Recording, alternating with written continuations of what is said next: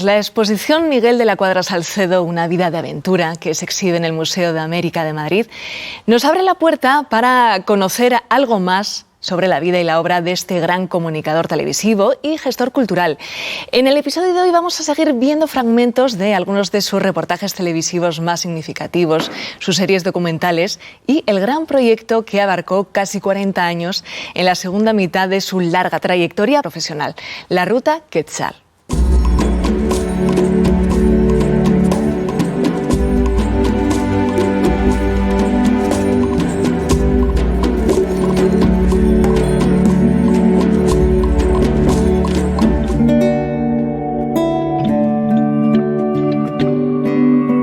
Miguel de la Cuadra Salcedo fue un personaje que tuvo el privilegio, como pocos, de vivir intensamente varias vidas en una sola. Desde su primera juventud como atleta de élite y explorador amateur, su madurez como reportero y documentalista televisivo y su última etapa de casi 40 años como director, presentador y promotor del gran proyecto de la Ruta Quetzal, Miguel de la Cuadra Salcedo ha sido uno de los personajes mediáticos más populares de España durante más de medio siglo. En memoria de su carismática figura y su ingente obra, el Museo de América de Madrid le dedica la exposición Miguel de la Cuadra Salcedo, una vida de aventura.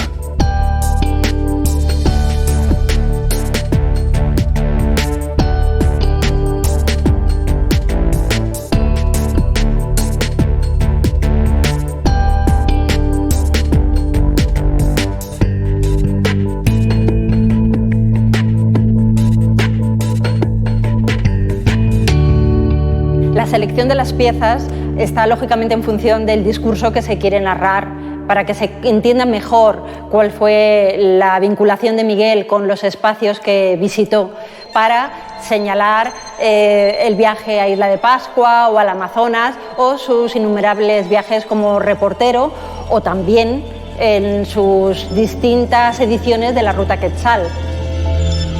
Esta base de los Fedayines está en continuo estado de alerta. Estamos a muy pocos kilómetros de Israel.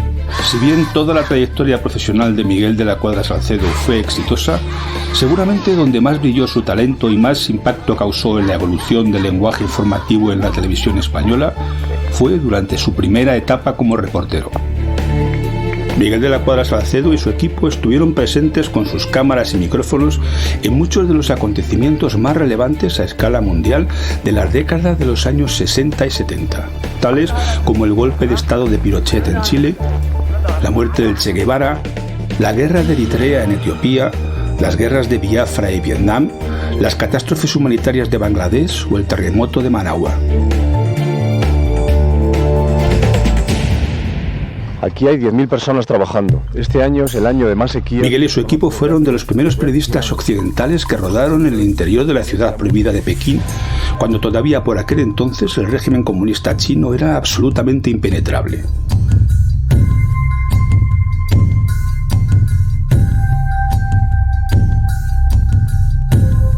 ¿Y existe en China control de natalidad?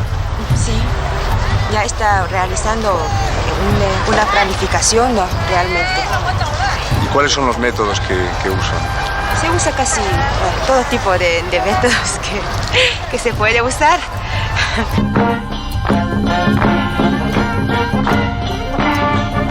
Si tuviera que destacar algún programa, hay muchos, porque fue una trayectoria profesional muy larga, a lo largo de muchísimos años. Pero yo creo que si hay uno que a mí, cuando lo vi de pequeño, me impactó mucho, fue la última entrevista que concedió el emperador Haile Selassie de Etiopía. En ese momento Haile Selassie estaba casi prisionero en el palacio de Addis Abeba. Era un personaje intocable, no se le podía tocar porque estaba penado por la muerte. Y entonces mi padre aprovechó ese momento de la entrevista para intentar valorar en qué situación se encontraba realmente Haile Selassie. Simuló un pequeño problema con el micro, se acercó a tocarle, a mover el micrófono y tal. Los militares que estaban rodeando un poco, controlando la entrevista, no movieron nada, no dijeron nada.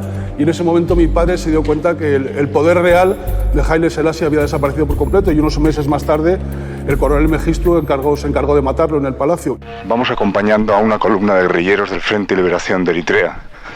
Son 450, 3 unidades, y vamos hacia el frente de Asmara. Y luego, sobre todo, el reportaje famosísimo que hizo en Eritrea, donde estuvieron 1000 kilómetros caminando por el desierto, perdidos completamente. Al final tuvieron que acudir casi a la Cruz Roja Internacional para tratar de localizarlos, y fue uno de los reportajes de mayor éxito suyo, que tuvo además un premio en el Festival Internacional de Cannes de Televisión.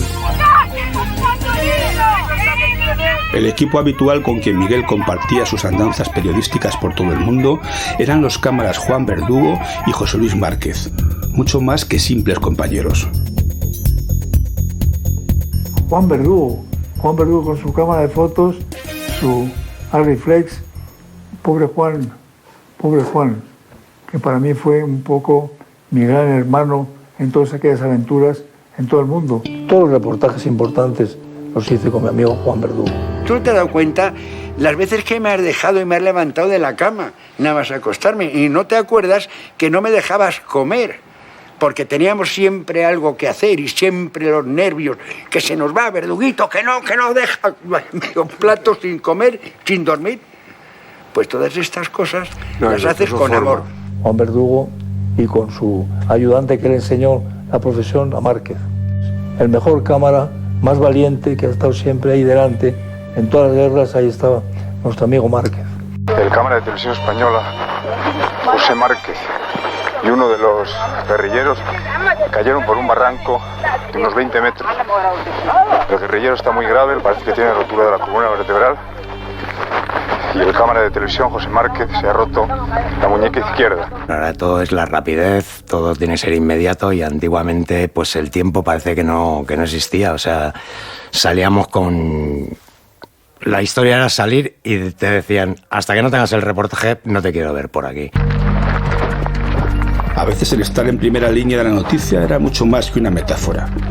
En ocasiones, él y su equipo se jugaban literalmente el tipo, rodando imágenes de forma clandestina o en situaciones de peligro cierto e incluso fuego real, o metiéndose de lleno en los frentes de combate.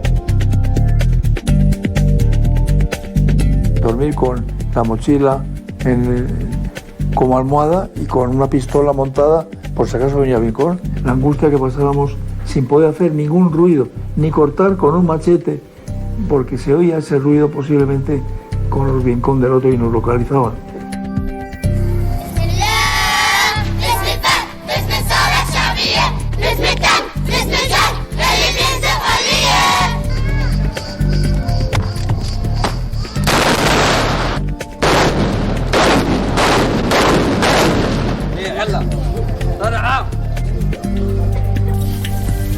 Vale, perfecto. ¿Qué pasa? ¿Te pega un tiro?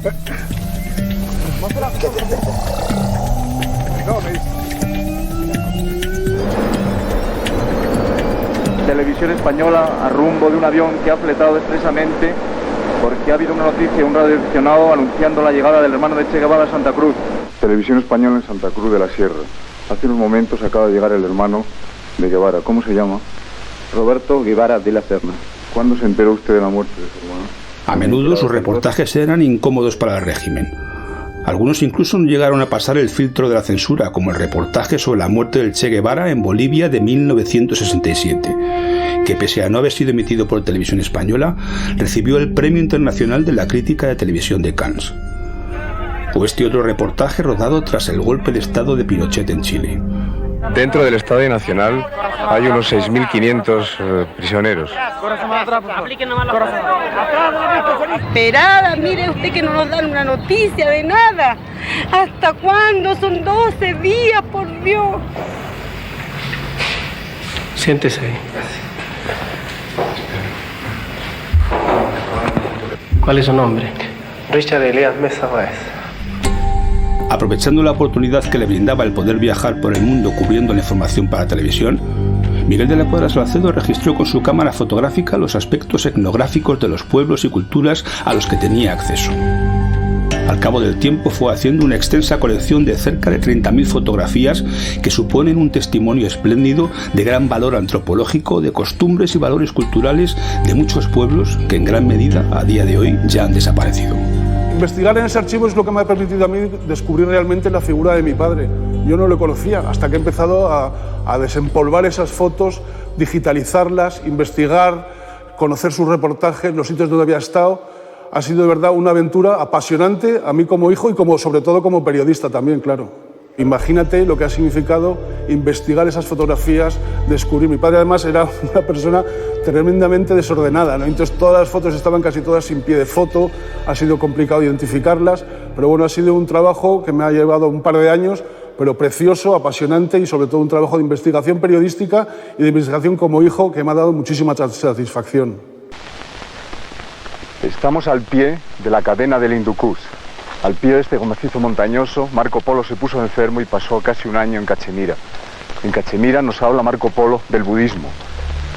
A finales de los años 70, Miguel de la Cuadra Salcedo cambia la orientación de su trabajo en televisión y pasa de los grandes reportajes de actualidad a las series documentales sobre los viajes de los grandes exploradores y aventureros como Marco Polo, Elcano, Orellana o Amundsen, con programas como El Mundo en Acción de 1978 o Españoles en el Pacífico de 1980.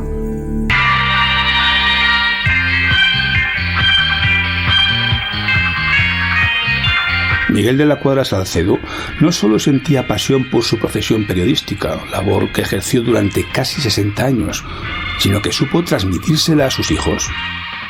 Bueno, pues desde muy joven. Yo tuve la suerte desde muy pequeño de acompañarle en esas grabaciones, en esos rodajes que hacía por España, cuando hacía algún documental, cuando hacía un reportaje, y luego ya cuando fui un poco más mayor, ya empecé a trabajar con él, primero pues acompañándole como cargando el trípode en los reportajes que hacía, luego ya empecé a ayudarle, a echarle una mano en la colaboración de los guiones, y al final ya, pues esos últimos 15 o 20 años que estuve trabajando con él, pues siendo el guionista y el codirector de la serie de reportajes de la Ruta Quetzal que se emitían en la 2 de Televisión Española todos los años.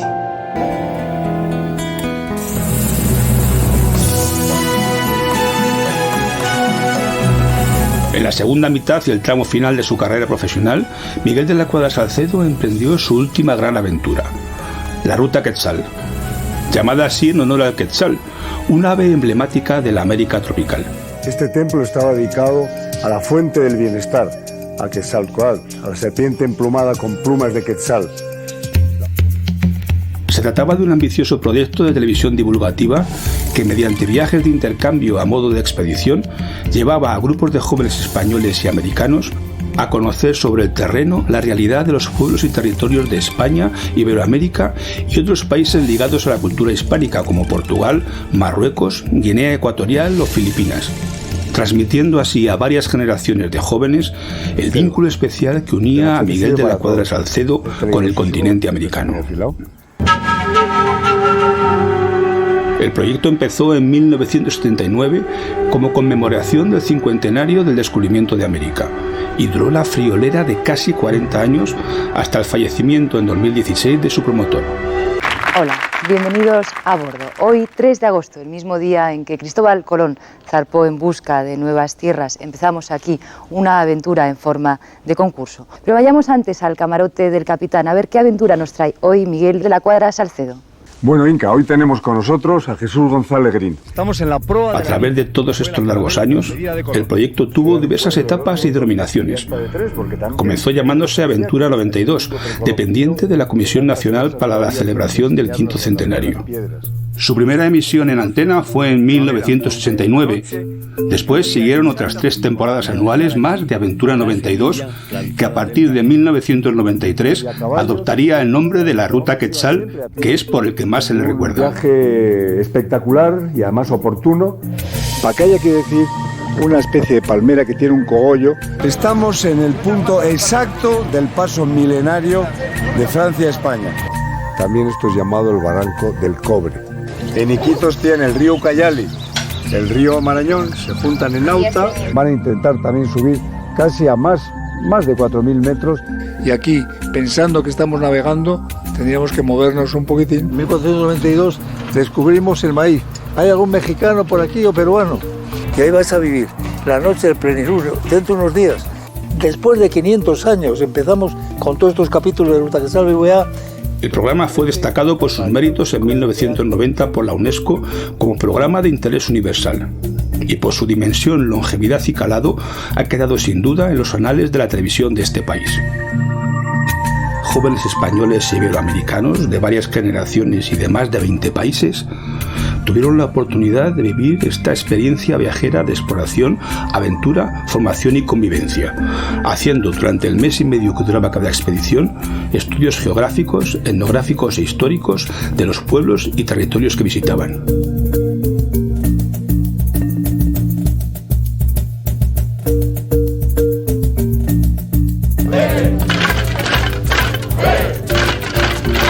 El proyecto de Ruta Quetzal fue para mi padre el gran legado que nos ha dejado, ¿no? Esos más de 12.000 jóvenes de todo el continente americano que participaron en esta experiencia, en este viaje iniciático que les permitió descubrir otras culturas y sobre todo descubrirse a ellos mismos a través del conocimiento, de la aventura, del deporte. Yo creo que eso ha sido el gran legado de él. Yo creo que, además siempre lo digo, yo tengo 11.000 hermanos repartidos por todo el mundo que también comparten conmigo esa ilusión, ese cariño y ese amor hacia la figura de mi padre.